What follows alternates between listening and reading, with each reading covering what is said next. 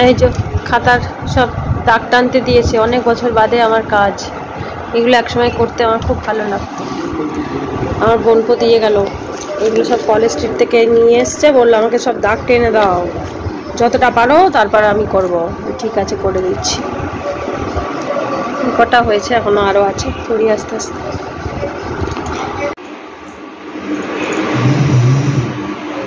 Hello everyone.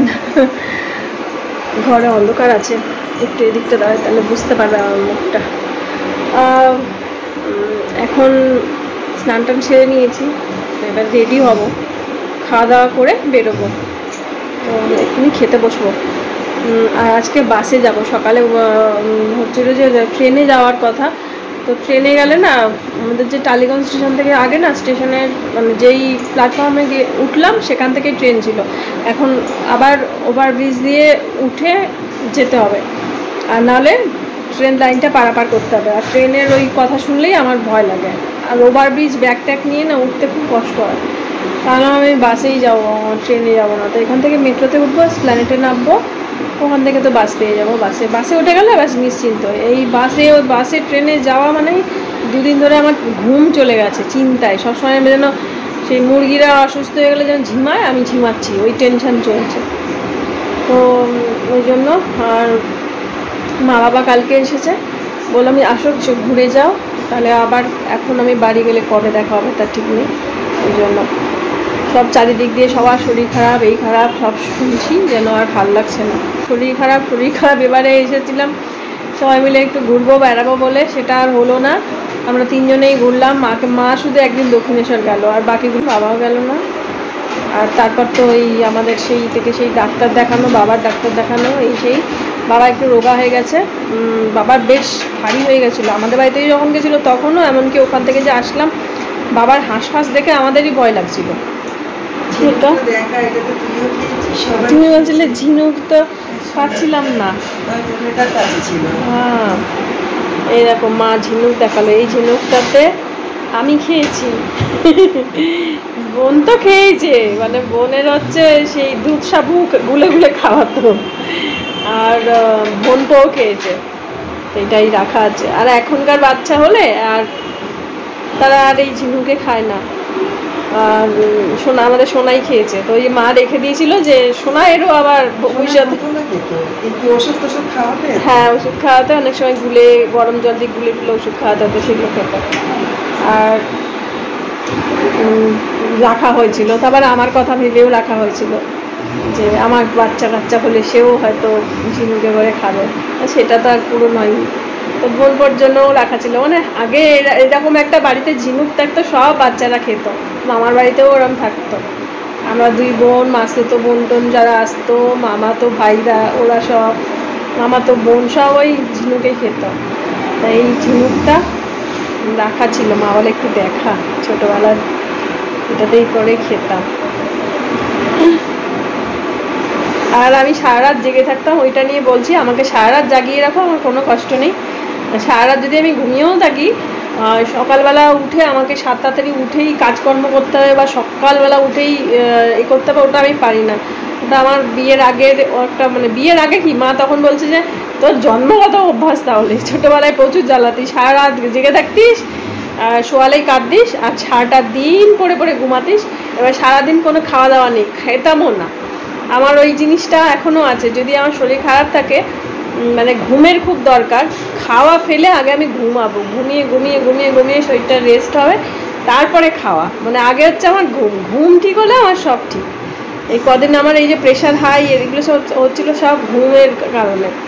ভোর হয়ে যাচ্ছে, 4-5টা বেজে যাচ্ছে, তাকিয়ে আছি এপাশ ওপাশ করে তাকিয়ে সকালে থেকে তখন বিছানা ছাড়তে ইচ্ছা করে না, ঘরের কাজকর্ম থাকে, শরীরটাও খারাপ হয়ে যায়। এমনকি দুপুরেও ঘুমটা হচ্ছিল না। দুপুরে এত বেলায় ঘুমাতাম, মানে খেয়ে দিয়ে উঠতাম, আবার চিন্তা থাকতো। শীতকালটাতে তো বিশেষ করে এই যে 5টার সময় অ্যালার্ম দিয়ে রাখতাম বিকেলে, যে সন্ধ্যা হয়ে যাবে, পুজো দিতে হবে, এই করতে হবে, এই ব্যাপারগুলো ছিল। যাক, মা এটা বার করলো, এটা তোমাদের সাথে একটু শেয়ার করি। ঝিনুক তো এখন ওই খাবার বাড়ছে, খেয়ে দিয়ে নিই, তারপর বেরোবো। যতক্ষণ না বাড়ি পৌঁছাচ্ছি যেন শান্তিই নেই।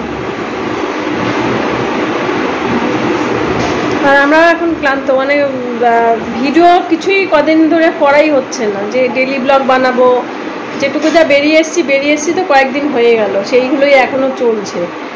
তো ডেইলি ব্লগের কোনো ভিডিও বানানোই হয়নি, সবসময় ওই বাবাকে নিয়ে আলোচনা। কালকেও মা ওরা এসেছে, একসাথে চা খাচ্ছিলাম, ভাবলাম এই মোমেন্টটা পাবো না, সবাই মিলে আছে, ওই একটা ভিডিও ক্লিপস দিলাম, আর ওই গল্প করছি, করছি। মোমেন্টগুলোই তো আসল, তাই না? এই মোমেন্টগুলো যতই ভিডিও বানাই সবার সাথে একটা হাসি ঠাট্টা গল্প কথা। বাবা প্রচণ্ড চাপ নিচ্ছিল, এখন একটু কমেছে। আমার কাকাও ওদিকে অসুস্থ, মানে সব মিলিয়ে না তালগোল পাকিয়ে গেছে। কাকাও মানে ওরম কিডনি প্রবলেম হয়ে গেছে, সারা শরীরে জল জমে যাচ্ছে। বাবা কালকে তো এখানে এসে বলছে আমি অত মেপে মেপে খেতে পারবো না।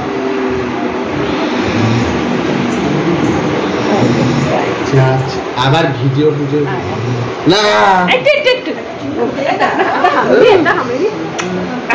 আমি লজ্জা হচ্ছে, কম্পিউটার ক্লাসে যাচ্ছে, বেচারার অবস্থা খুব খারাপ,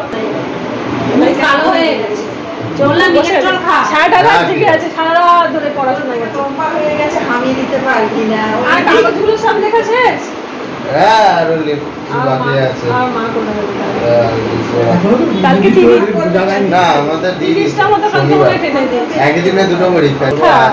আলিপুরে গেলাম, বলছে ফোনে পরীক্ষা চলে আসলো, মাথায় পরীক্ষা। আর পড়ার কিছু নেই, লিখতে হবে। আর যাবে সেই কোথায়, সেই নদিয়াতে যাবে, বাইরে খাওয়ার খাওয়া বাবা টাটা করতে পারছে না ছেলেটারে, ব্যাগে হাতকে।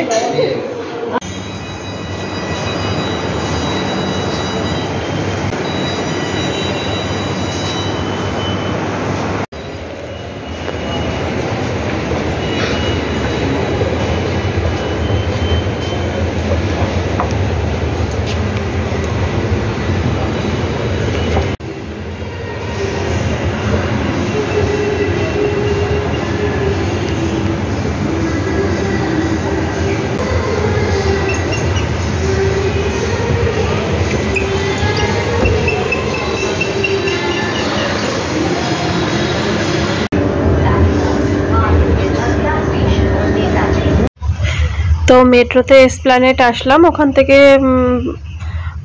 বেরোতেই বাস পেয়ে গেছি, পুরো একদম টিকিট কাউন্টার পর্যন্ত যেতে হয়নি। তো দেখলাম, তো কন্ডাক্টর বললেন যে সিট আছে, তো তাই জন্য উঠে পড়লাম, নাহলে না আরও 1 ঘন্টা বাদে বাস ছাড়বে, মানে বসার ভালো সিট পেয়ে যাব, কিন্তু 1 ঘন্টা পরে হয়তো ছাড়বে, আর সেই আস্তে আস্তে সেই হয়তো 8টা-9টা বেজে যাবে। তো বাসে উঠে পড়েছি, আর এই যে আমাদের কলকাতা শহর দেখতে দেখতে যাচ্ছি, গড়ের মাঠ এইদিকেই তো কদিন আগে এসে ঘুরে গেলাম। আর বাসে করে গেলেই এই দৃশ্যগুলো বেশ দেখতে দেখতে যেতে বেশ ভালো লাগে। আর এখান দিয়ে যদি বাদিকটা বসতাম তাহলে ওদিকটা দিয়ে আবার ভিক্টোরিয়াটা দেখা যেত, তো যেহেতু ডান দিকে বসেছি এদিকের অংশগুলো দেখা যাচ্ছে। আর তারপরে যেখানে ওই ঘোড়া দৌড় করে রেসের মাঠ, সেটাই দেখো, রেসের মাঠটা দেখা যাচ্ছে ওই দিকে দূরে, ব্যারিকেড মতো করা আছে যেটা, ওইগুলো। আর তারপরে আর কিছু গেলে চিড়িয়াখানা, আলিপুর চিড়িয়াখানা, ট্যাঁকশাল, এগুলো সব পরপর আছে।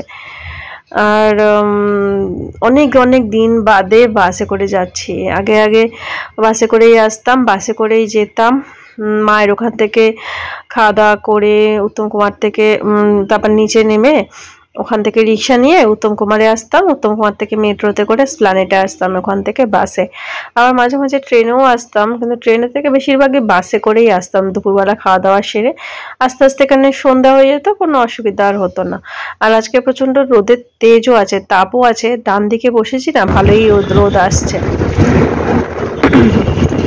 তো দেখতে দেখতে এটা হচ্ছে চিড়িয়াখানা দিকটা চলেছে, এই যে ব্রিজটা দেখলে এই ওই পাটটা হচ্ছে চিড়িয়াখানা। তো আর যে সেদিন আলিপুর জেলে গেছিলাম, বাঁ দিক দিয়ে এদিক দিয়ে আসলে আবার আলিপুর যে জেল আছে, জায়গাটার নাম হচ্ছে আলিপুর চিড়িয়াখানা, আলিপুর জেল, আলিপুর কোর্ট মানে জর্জ কোর্ট, আর এইটা হচ্ছে ট্যাঁকশাল। দূরে দেখলে ব্রিজের ওই যে সাদা সাদা বিল্ডিংগুলো, কলা গাছ নারকেল গাছের মতো যে আছে, ওইটা হচ্ছে ট্যাঁকশাল, টাকা তৈরি হয়। আর এতদিন যখন আসতাম তখন কিন্তু এই ট্যাঁকশালের এইখান দিয়ে এই যে ওভারব্রিজ মতো যেটা, মানে এটা মেট্রোর কাজ হয়ে গেছে, এটা চালু হয়ে যাবে। তো তখন কিন্তু এমনিই ছিল, এখন আবার এটা মেট্রোর জন্য জোকা থেকে ওই দিক থেকে মেট্রোর এটা এসেছে। আর এটা হচ্ছে মাঝেরহাট ব্রিজটা দিয়ে যাচ্ছি। মাঝেরহাট ব্রিজটা না কয়েক বছর আগে মানে ভেঙে গেছিলো, মারাত্মক ক্ষতি হয়েছিল। তখন খুব দুশ্চিন্তায় ছিলাম যে কলকাতায় আসা যাওয়াটা কিভাবে করব। বাসে করে আসলে মাঝেরহাট দিয়ে যাতায়াতটা হয়, আর আমরা যদি প্রাইভেট গাড়ি টাড়ি করে যাই তাহলে করুণাময়ী ব্রিজ ওইটা দিয়ে যাতায়াত হয়। তো এরকম বিভিন্ন রকম খুব মারাত্মক চিন্তা ভাবনা করতাম। আর সেই যখন আমরা 2018-তে বেড়াতে গিয়েছিলাম নৈনিতাল, সেই সময়টাতে উত্তরাখণ্ডে, সেই সময়টাতেই হয়েছিল। তার আগে খুব দুশ্চিন্তায় পড়ে গেছিলাম কি হবে। কলকাতার এদিক ওদিক রাস্তা আছে, আর আমাদের যেরকম ডায়মন্ড হারবারে সোজা একটা রাস্তা। আর দেখো দেখতে দেখতে ডায়মন্ড হারবার চলে এসেছি। আর আমরা যখন প্রাইভেটে মানে ওলাতে করে যাই তখন কিন্তু এই রাস্তাটা দিয়ে যাই না, তো বাসে করে যাচ্ছি বলে তোমাদের সাথে ডায়মন্ড হারবারের নদীটাও শেয়ার করছি। আর যেহেতু এখানে ভীষণ যানজট হয়, তো ওই জন্য ডায়মন্ড হারবারটাকে সব এড়িয়েই চলে, শুধু বাস রাস্তা হলেই তাহলে বাসে করে আসলেই ডায়মন্ড হারবারের উপর দিয়ে আসা হয়। আর সুনামির সময় ওখানকার জল পুরো চলকে এই রাস্তার উপরে চলে এসেছিলো। তো সবাই আসে ডায়মন্ড হারবার ঘুরতে, তো আমাদের এমনি ঘুরতে আসা হয় না এইভাবেই। আর যখন বিয়ের সময় যখন যাচ্ছিলাম এই রাস্তা দিয়ে ডায়মন্ড হারবারের ওপর দিয়ে, এখানে রাত্রিবেলা গাড়ি দাঁড় করানো হয়েছিল। খানিকক্ষণ আমরা বসেছিলাম বলতে সবাই চা একটু স্ন্যাক্স খাচ্ছিল, আমি কিছু খাইনি। তো যাই হোক, খালি চিন্তায় ছিলাম কতক্ষণে পৌঁছাবো, কত দূরের রাস্তা তো শেষ হচ্ছে না, এরকম একটা চিন্তায় ছিলাম। আর আমি ভীষণ এমনিতেই ভীতু ছিলাম আর বোবা ছিলাম, তো বলেইছি, আর ভীতু আছিও এখনো। তো যাই হোক, ওই ডায়মন্ড হারবারের নদীটাই তোমাদের সাথে একটু শেয়ার করছি। সবাই আসে, এখানে হোটেলে থাকে। আসলে এখানে না আগে কেল্লা ছিল, কেল্লাটা দেখা যেত, এখন কেল্লা জলের তলায় চলে গেছে, সেভাবে দেখার কিছু নেই। এই নদীটাই ডায়মন্ড হারবারের নদীটায় গঙ্গা নদী, এই নদীটায় গিয়ে গঙ্গাসাগর মানে গঙ্গা আর সাগর মিলিত হয়েছে, গঙ্গাসাগর যে বলি আমরা সেটাই। তো দেখতে দেখতে এখান থেকে আর 1.5 ঘন্টা মতো লাগবে আমাদের বাড়ি কাকদ্বীপ পৌঁছাতে। তো চলছি আর ভালো লাগছে না, গাড়িটা অনেকটা মানে সময় নিয়ে আজকে মানে এসেছে, ভালো লাগছে না। মানে সারাটা 3:15 বাস ছেড়ে, আর সেটা যদি 6:45-7টার দিকে আসে, মানে ভীষণ মারাত্মক কষ্ট হয়েছে। আমাদের রোদের তাপ, আবার পরের দিকে দেখো আকাশটা মেঘলা করে আছে। যখন মেঘলা করেছে তবু একটু শান্তি হচ্ছে, কিন্তু একটা গুমোট ব্যাপারটা রয়েছে। আর কাকদ্বীপে এসে জানলাম যে বৃষ্টি হয়েছে, আগের দিনকে রাত্রিবেলা প্রচুর পরিমাণে বৃষ্টি হয়েছে। কারণ সব উঠোনে সমস্ত ময়লা টয়লাগুলো পড়ে আছে গাছের, আর একদিকে জড়ো হয়ে আছে, মানে জল যেদিকটা যায় সেদিকেও জড়ো হয়ে আছে, প্রচুর পরিমাণে বৃষ্টিটা হয়েছে। তো বাড়ি এসে এখন একটু চা খাবো, তারপর এই বিছানা চাদর টাদরগুলো চেঞ্জ করবো, আর স্নানটা করে এসেছি, এসে চা খাচ্ছি।